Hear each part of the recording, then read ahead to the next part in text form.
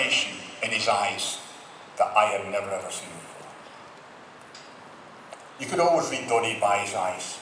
Even when we played, we all know there's not a nasty or a bad bone in his body. And when he tried to play the hard man on the pitch, it was almost laughable.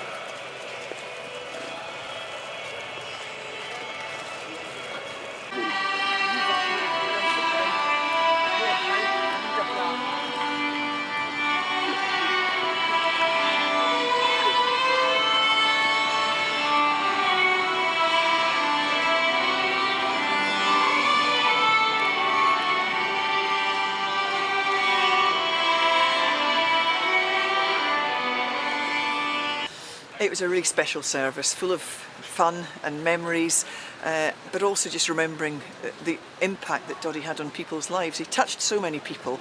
He was a huge character, and he lived such a great and rich life. And I think that was all celebrated, certainly in that service. You know, it was a fitting send-off to Doddie, and I'm sure he would have enjoyed hearing some of those great old stories again, and I know that Kathy and the boys would take great comfort from being part of that service. He would have said, "Why are you all standing out in the rain?"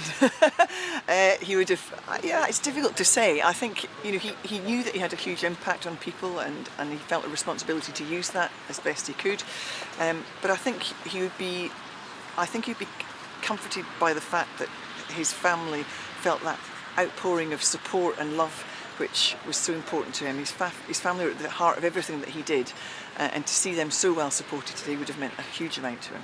He used to rip it up on this pitch behind me at the Green Yards. You know, it was a huge part of his life, and of course everybody in this town knew him, and he was known across the world because of those trademark tartan suits and because of the work that he did, but also as a great sportsman. You know, we forget sometimes just what a great player he was all the way through the 90s. So I think all over the world people will be raising a glass to him today. The tribute of Doddie Weir, he crossed all sports, all people, people from the farming community to the sporting community to the medical community.